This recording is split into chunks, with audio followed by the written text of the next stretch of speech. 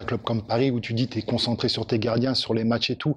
J'arrivais à avoir une connexion avec les entraîneurs des gardiens, avec les gardiens du centre qui est important parce qu'à certains moments, les jeunes, tu les prépares à aller là-haut. Donc s'ils sont bien préparés, ils arrivent en professionnel, ils savent déjà ce que tu vas leur demander sur les exigences, sur des choses comme ça, quoi. Et à Paris, j'avais ça, parce que ouais, des fois Alfred ou Jean-Luc me passe un coup de fil, Nico, est-ce que tu peux venir recadrer le petit? Et le petit, j'allais le recadrer, mais le petit me connaissait parce que je l'avais déjà pris, il était déjà venu un peu chez les pros, où j'allais le voir à l'entraînement. Et voilà, quand le message passait ou passait pas, mais à certains moments, quand le petit disait c'est l'entraîneur des gardiens qui me remet en place, déjà il se dit, oh là, des professionnels, il se dit, voilà, quoi, c'est quand même, voilà. Et il savait que j'avais les retours quand les séances se passaient mal, je sais, les éducateurs m'appelaient en me disant, Nico, lui, si tu arrives à le choper, si tu arrives à le voir à un certain moment, parce qu'il n'est pas dans l'objectif, parce qu'il n'est pas. Et voilà, il y avait une interaction entre le centre, et c'est ce qu'il faut dans les clubs, je pense. Même à Paris, on se dit, Paris, on est cloîtré dans un. Mais non, il faut ça. J'ai toujours eu ça au Havre, à Troyes où j'ai travaillé, à Marseille un peu moins, mais à Paris je l'avais. Voilà, quoi. C'est important, c'est important. Euh, Comment tu gères l'approche, j'imagine différente, entre le très très haut niveau que tu as connu, les Champions League, tout ça, et le match, on va dire, de seconde zone de Ligue 1? Parce que comment toi tu gères ça vis-à-vis de tes gardiens pour les remotiver, pour les remotiver déjà, on en revient à la vidéo, quoi. Tu vois, à certains moments, par exemple, il y a 2 ans ou il y a 1 an, on a été joué à Lorient sur un synthétique. Tu vois.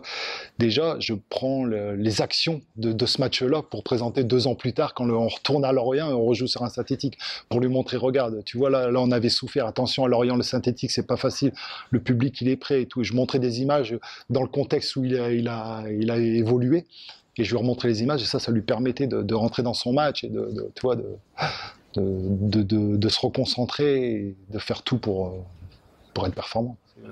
C'est moi qui l'ai un peu intégré dans le groupe professionnel. Je l'entraînais les troisième gardiens. Des fois, il manquait un joueur. Il jouait arrière droit, arrière gauche.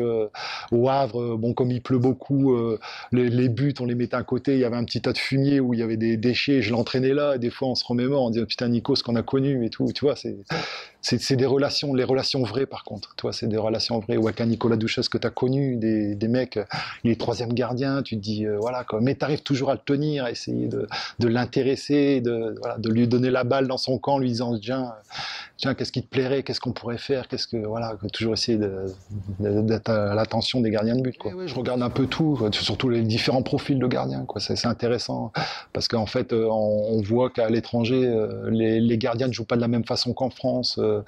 À l'étranger, j'ai entendu, parce que j'ai travaillé avec des Espagnols, que sur les frappes à l'extérieur de la surface de réparation, il fallait que les gardiens restent sur sa ligne, tu vois. Donc, en France, on voit pas ça. Enfin, moi, je vois pas ça, quoi. Donc, quand on me dit ça, j'en discute avec des collègues parce que je détiens pas la vérité. Et après, voilà, quoi. Il y a différentes formes de travail, quoi. Tu vois, il y a différentes. Parce qu'après, pour mon avis, à un certain moment, quand tu dis à ton gardien, les frappes à l'extérieur de la surface de réparation, tu restes sur ta ligne, donc déjà tu couvres pas le but. Et à un certain moment, au lieu de la frappe, il y a un petit ballon en profondeur, la distance à parcourir, elle est vachement grande pour moi. Donc, après, la taille, c'est vrai que la taille est importante. Mais il y a les positions de départ quand dans une action sur un centre, tu vois.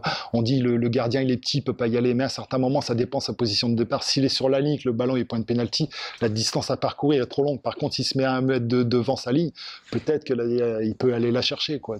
Mais c'est vrai qu'à certains moments, les gardiens, il faut qu'ils soient assez grands, quoi. Tu vois, moi, on était entre 1m85, 90 et encore, tu vois, ou plus, quoi. Tu vois, mais après, je pense que c'est la distance, la position de départ qui est très importante chez un gardien de but. Et puis la psychologie aussi. J'ai envie d'y aller, je dois pas y aller, je vais passer à travers, j'y vais pas. Donc il y a plein de paramètres qui entrent en compte par rapport à ça. Je pense qu'à certains moments, il y a les repères visuels. Ça veut dire que ton gardien, il est dans un confort quand il voit les 5,50, quand il voit le point de pénalty. Tu vois, à certains moments où tu l'enlèves de ce confort, tu lui dis monte, va au point de pénalty. Il se dit les 5,50, ils sont où le point de pénalty. Tu vois, il voit plus que les 16,50. Donc à certains moments, il est bouleversé. Est-ce que ça se travaille? Est-ce que ça se travaille pas? Je sais pas. Je sais pas. C'est difficile pour moi. Et voilà quoi. Voilà quoi. Comme un gardien que j'adore, qui est un très bon gardien, comme Oblak quoi. À certains moments, est-ce qu'Oblak dans une équipe comme Paris qui joue un peu plus haut, est-ce que l'espace à gérer entre les défenseurs et lui, voilà, ça va se faire quoi. Après c'est difficile, quoi, tu vois. Ah, c'est pas les mêmes choses, quoi. Ouais, quelques-uns, ouais, comme Christophe Revel, par exemple. Christophe Revel, Stéphane Cassard. Bon, tu sais, tu dois connaître ça quand t'as pas de club, ton téléphone il sonne de moins en moins. C'est là que tu vois les amis et que t'effaces des numéros, quoi. Mais sinon, ouais, il y en a quelques-uns. Après, on échange. Ouais, ouais. Surtout des gens comme la formation à Paris, que je suis resté en contact avec des gens. Parce que la formation, c'est intéressant. Après, c'est pas le même travail. Après chez les pros, t'es en crise de temps, tu veux toujours le résultat, tandis qu'en formation, ton objectif, c'est faire progresser le jeune et de voir sa progression. Voilà, c'est pas les mêmes objectifs. Donc moi, j'aime bien me replonger des fois dans des formateurs, des mecs qui ont fait ça depuis longtemps, tu vois, même si je l'ai été à un certain moment formateur, mais enfin voilà, quoi, tu vois, et on échange, voilà, quoi, c'est intéressant, je pense. Oui, les coups de pied arrêtés, ouais, je faisais les coups de pied arrêtés aussi. Je faisais aussi pareil, je donnais au staff un petit montage des coups de pied arrêtés adverses par rapport au gardien, quoi, tu vois. Nous, pour savoir si le gardien jouait bas, s'il jouait haut, ce qu'il était poussé au premier poteau. Et ça, le montage, je le donnais au staff voilà, quoi. Et après, on faisait les coups de pied arrêtés ensemble, quoi. Ta relation avec les joueurs? Parce que c'est vrai qu'on a quand même. Ouais, c'est vrai. Je me suis toujours bien entendu avec les joueurs. Ouais, tout à fait. Les joueurs sont souvent. J'ai l'impression ils nous prennent pas pour un vrai adjoint. Tout à fait, c'est ça, plus par un copain que par un confident, mais je pense que les joueurs aussi, j'ai rencontré ça à Paris, même si tu es l'entraîneur des gardiens, mais comme Ibrahimovic par exemple, il regardait ce que tu fais, il regarde si tu travailles, il regarde, tu vois, donc l'entraîneur des gardiens, je pense qu'au fur et à mesure, il prend de la place dans un staff, tu vois, un peu plus, tu vois. Tu parlais de coups de pied arrêtés, voilà, les coups de pied arrêtés sur les vidéos, sur des choses comme ça, quoi, tu vois. Et par rapport aux joueurs, ouais, je pense qu'il n'y a pas la même relation. Peut-être aussi parce que les gardiens, dans les entraînements, bon, il y a des fois des parties joviales, entre parenthèses, où tu t'amuses, ou voilà, quoi, tu prends du plaisir. Et on arrive à mettre le ballon où on veut, souvent. Ouais, des fois, ouais. T'as raison. T'as raison un peu. On perd rarement. Ouais, c'est vrai. Moi, j'ai rarement perdu. Non, c'est vrai, moi aussi, pareil. Ouais, pareil. Pareil. Parce qu'il n'y a pas d'âge pour progresser. Ouais, tout à fait, ça. Le jeu au pied.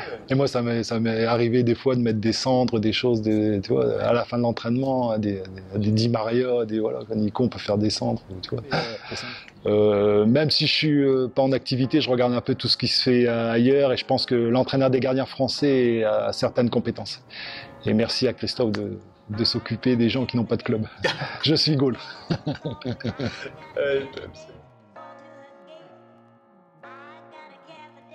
Allô, 1, 2, 3. Ouais, je suis comme ça ou non, ça fait allonger. Là, ça fait un peu.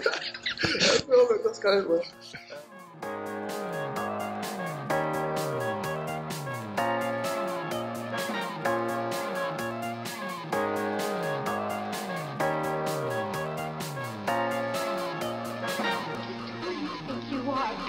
Yeah. Down there, filthy with fun.